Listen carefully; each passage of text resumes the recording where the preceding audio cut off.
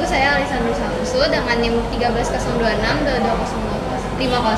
Di sini saya ingin mewawancarai Ibu mengenai manajemen pembelajaran fisika. Bagaimana Ibu merencanakan pembelajaran fisika di kelas, mulai dari menentukan tujuan pembelajaran hingga memilih metode dan media yang akan digunakan? Untuk memulai pembelajaran fisika di kelas, tentunya hal yang paling pertama itu yang harus dilakukan adalah melihat ini dulu, CP ya. Jadi dalam pelajaran fisika ini kita mau apa, yang mau dicapai itu apa. Terus yang berikutnya menyusun alur tujuan pembelajaran. Jadi biasanya disingkatnya awalnya CP lalu ATP.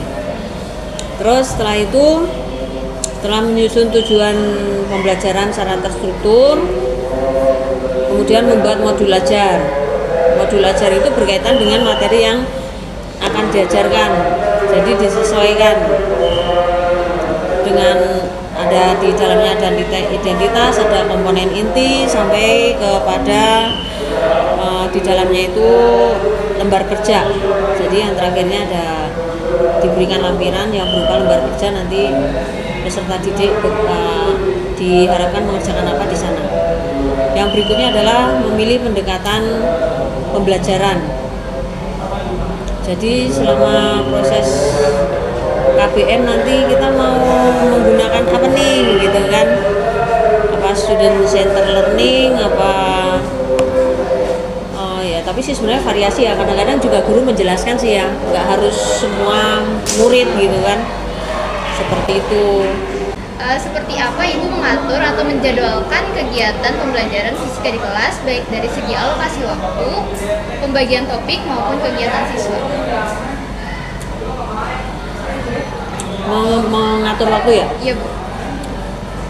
Disesuaikan, sebenarnya mengatur waktu itu disesuaikan dengan materi, juga disesuaikan dengan waktu yang diberikan untuk jam pelajaran fisika itu. Ada berapa jam untuk sekali pertemuan misalnya. Kalau untuk kegiatan eksperimen mungkin sekali pertemuan 2 jam pelajaran nggak cukup, tetapi akhirnya nanti disesuaikan dengan jam yang diberikan. Kalau belum selesai ya dilanjutkan di pertemuan berikutnya. Yang penting tidak memberikan PR. Segala sesuatunya diselesaikan di sekolah, karena kita kan juga mau lihat bagaimana mereka bekerja sama, mereka berproses gitu kan. Kalau dikerjakan di luar sekolah, bagaimana kita mau melihat mereka, ya kan ya, seperti itu. Gimana Ibu mengarahkan kegiatan pembelajaran fisika di kelas saat proses belajar mengajar berlangsung? Jadi anak-anaknya itu biar agak fokus sedikit tuh, dikasih tahu dulu tujuan pembelajarannya apa. Lalu kalau sudah tahu pembelajarannya apa, kita itu mau katakanlah materinya apa dulu disesuaikan. Kalau materinya seperti yang tadi saya sampaikan, contohnya energi terbarukan, ya anak-anak didorong untuk explore, melihat di sekitar apa saja nih, di samping kanan kiri rumahmu ada apa. Nah itu anak-anak diajak untuk melihat ke sana, kira-kira begitu. Nah, Ibu melakukan kontrol atau pemantauan terhadap kegiatan pembelajaran di kelas serta mengevaluasi hasil belajar siswa. Lalu instrumen evaluasi seperti apa yang Ibu gunakan dalam pembelajaran fisika tersebut? Kontrolnya itu kadang-kadang gini, kan anak-anak sudah diberikan latihan soal. Setelah diberikan latihan soal, terus ditanya dulu untuk materi yang sudah kita lewati bersama ini, kira-kira ada yang mau ditanyakan apa tidak. Kalau tidak ada yang mau ditanyakan, kita berikan latihan soal nih, latihan soal.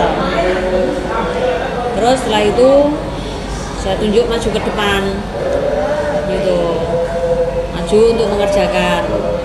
Nah terus kalau untuk yang ternyata secara umum belum jelas nih untuk beberapa nomor, nah itu dijelaskan dibahas bersama. Kira-kira seperti itu. Tapi kalau misalnya sudah bisa semua ya berarti sudah tersampaikan semua, bisa diserap semua sama peserta didik gitu materi pada hari ini. Nah, di sini kan saya udah buat modul ajar fisika tentang materi fluida dinamis. Fluida dinamis. Fluida dinamis itu boleh Ibu komentari atau ada masukan terkait modul Masukan? ini? Iya. Oke. Boleh dicoret-coret juga Bu kamu? Coret-coret. Iya. Ntar dulu, cek dulu ya. Ya oke Bu. Belajar. Oh, kurikulum fisika. Ini satu pertanyaan ilmiah berdasarkan pengamatan itu berhubungan dengan apa? Maksudnya tuh apakah dengan, karena kalau masih anak-anak itu masih bingung ya kan, karena ini kan banyak hal nih. Iya. Apakah dengan alatnya, apakah dengan kecepatan alirannya, atau dengan ukuran lubangnya, atau dengan apanya? Oh, oke. Jadi kurang dirinci ya. Ya dirinci. Nah ini masih ngambang kalau bagi anak-anak gitu. Ini dinilai nilai berapa ya?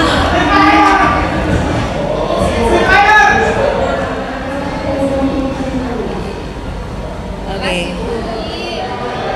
Dapat nilai 90 untuk modul pembelajaran fisika dengan materi fluida dinamis.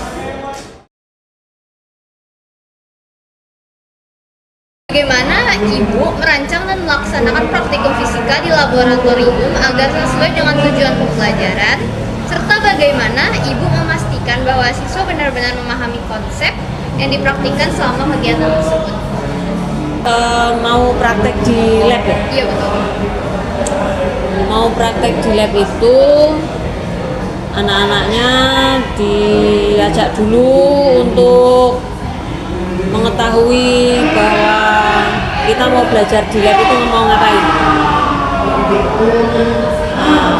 Oh, kita mau praktikum ini gitu kan, tujuannya mau apa gitu kan, apa sih yang mau kita dapat dari apa yang kita lakukan nanti gitu kan. Nah itu sampaikan dulu. Jadi memang harus diajak dulu bareng-bareng supaya tahu.